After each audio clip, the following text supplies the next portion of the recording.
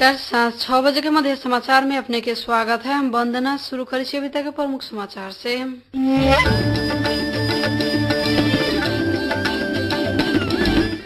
अवरुद्ध रहल सेना समायोजन प्रक्रिया के गाड़ी बढ़ावे के एकीकृत नेकपा माओवादी कहलक निर्णय। नेकपा एमाले सरकार विरुद्ध के आंदोलन के कड़ा बनावे के कहलक घोषणा। राष्ट्रपति के अपने नेतृत्व में सरकार गठन करे के परत से नेपाल मजदूर किसान पार्टी के अध्यक्ष बिजुक छे के ठहर। भारत के राजस्थान राज्य में आयल दहाड़ के कारण 23 गोटे के भेल मृत्यु।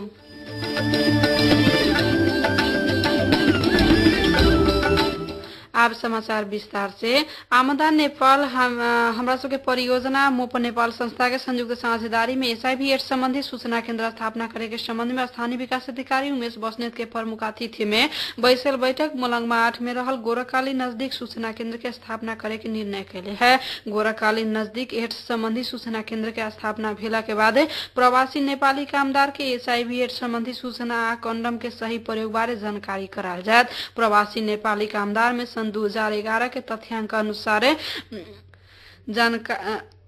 अनुसार सबसे बेसी 28% एचआईवी के जीवाणु संक्रमित पायल गेल से उल्लेख से छलफल में जानकारी कराल गेल है। मोप नेपाल संस्था के कार्यक्रम संयोजक वीरेंद्र कुमार गुप्ता बतैले छथि। कार्यक्रम में एचआईवी के क्षेत्र में काम करे वाला जिला संघ संस्था के प्रमुख लगायत प्रतिनिधि सबके सहभागिता रहल छल।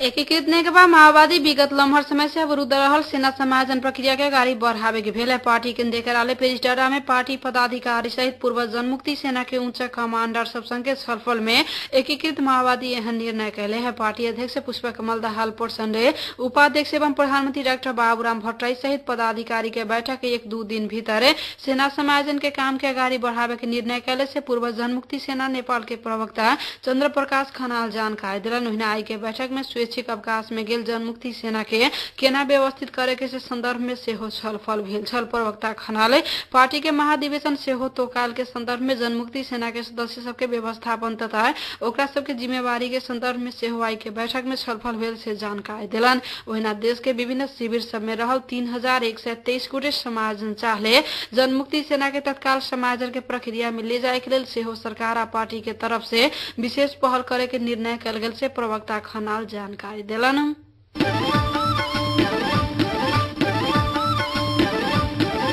नेकपा एमाले सरकार विरुद्ध के आंदोलन के कड़ा बनावे के निर्णय कैले है। कुछ देर पहले समाप्त भेल थाई समिति के बैठक यह निर्णय कैले है। अभी के संदर्भ में राजनीतिक गतिरोध चीरे के आवश्यक सहमति के लिए वर्तमान डॉक्टर बाबूराम भट्टराई नेतृत्व के सरकार हटे के विकल्प न भेल से एमाले जनैले है।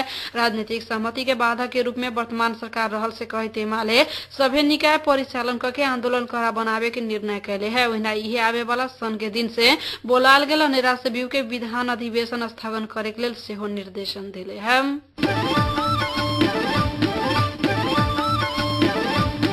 नेपाल मजदूर किसान पार्टी के अध्यक्ष नारायण मान बिजुक छे राष्ट्रपति डॉक्टर रामवरण यादव प्रधानमंत्री डॉक्टर बाबूराम भट्टराई के बर्खास्त करके अपने नेतृत्व में सरकार गठन करके मुलुक के निकास देवे के परत से बतौले छथि। दल सब बीच लम्हर समय से रहैताल संवादहीनता अवस्था के अंत्य करत सहमति के सरकार गठन करे के लेल दबाव देवे के उद्देश्य से रिपोर्टर्स क्लब नेपाल शुरू कैले अभियान अंतर्गत पत्रकार सबके टोली संगे बातचीत करत बिजुक छे तत्काल दल सब संग छलफल करके राष्ट्रपति अपने नेतृत्व में सरकार गठन करे के उपयुक्त होत से दावी समेत कैलन।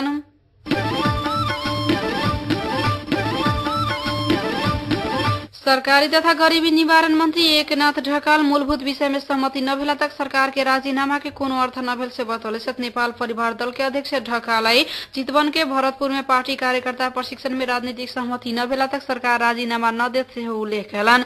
शांति संविधान आ संहिता के विषय में सहमति जुटला पर सरकार के राजीनामा के अर्थ रहत से हुनकर कहब रहल है। सहमति के विकल्प न रहल से कहितु बाह्य हस्तक्षेप देश में बढ़त गेला से राजनीतिक दल सब आपस में मिलकर अगाडि बढ़े के परत में जोर देला।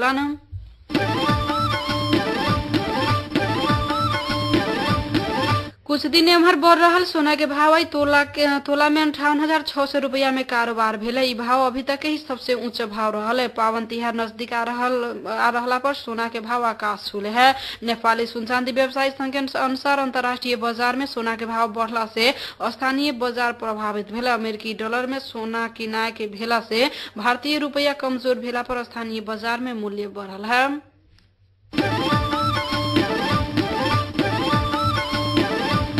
नेकपा माओवादी के अध्यक्ष मोहन वैद्य प्रमुख दल के नेता सब राष्ट्रीय सहमति के सरकार केंद्रित भेला से राजनीतिक सहमति जुटे न सकल से टिप्पणी कैले छथि। अध्यक्ष वैद्य सत्ता पक्ष विपक्षी दल सबके मुंह सत्ता में जाय के मात्र देखल गेला से वास्तविक विषय में सहमति हुए न सकल सेहो बतौले छथि। वो दोनों पक्ष सत्ता केंद्रित भेला से पहले कोनो होटल वा रिसोर्ट में दल के नेता बैसला पर सहमति कायम न होत से कहत तत्काल गोलमेज सम्मेलन करे के लेल आवश्यकता रहल सेहो बतौले छथि। वैद्य नया सरकार केना निर्माण करे के या देश के केना निकास देवे के विषय में निर्णय लगावे के लेल सभी दल सम्मिलित गोलमेज के आवश्यकता भेल से हो स्पष्ट कलन।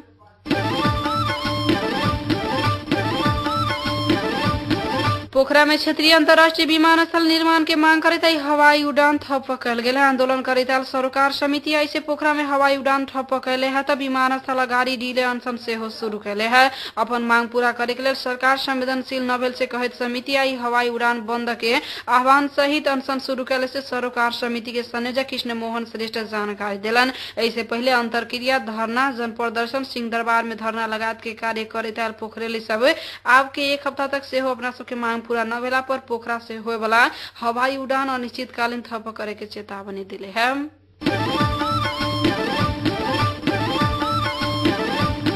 अब सीमा पार के खबर। भारत के राजस्थान राज्य में आयल दहाड़ के कारण 23 गोटे के मृत्यु भेल। दहाड़ के कारण 18,000 व्यक्ति से प्रभावित भेल से भारतीय संचार माध्यम जनौले है।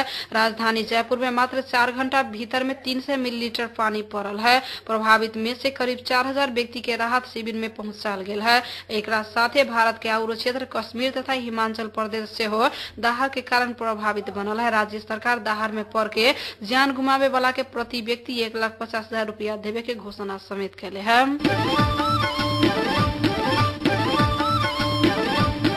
कुरान के अपमान कैले से कहत गिरफ्तार कल गेल पाकिस्तान के बालिका के घर में अभी ताला लागल है। कुरान के अपमान कैले आरोप में ईसाई धर्मावलंबी बालिका ओकरा बाबू के पकड़ाऊ प्रहरी हिरासत में लेला बाद अभी वही क्षेत्र के बस ईसाई सब धीरे धीरे बस्ती छोड़े के क्रम में रहल है। राजधानी इस्लामाबाद से 11 वर्षीय बालिका के कुरान के अपमान कैले आरोप में प्रहरी पकड़ाऊ के हिरासत में रखला के बाद अभी वो क्षेत्र त्रसित बनल है। मध्य समाचार के अंत में प्रमुख समाचार एक बेर फिर से। अवरुद्ध रहल सेना समाधान प्रक्रिया के आगाड़ी बढ़ावे के एकीकृत नेकपा माओवादी कैलक निर्णय। नेकपा एमाले सरकार विरुद्ध के आंदोलन के कड़ा बनावे के कैलक घोषणा। राष्ट्रपति के अपने नेतृत्व में सरकार गठन करे के परत से नेपाल मजदूर किसान पार्टी के अध्यक्ष बिजुक छेके ठहर।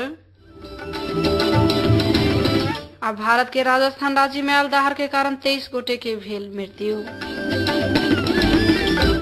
अही के संग साँझ 6 बजे के मध्य समाचार हिठम समाप्त हुई। हम वंदना दिया जाए कि आगे सुनते रहो रेडियो मध्य 89.3 मेगाहर्ट्ज। नमस्कार।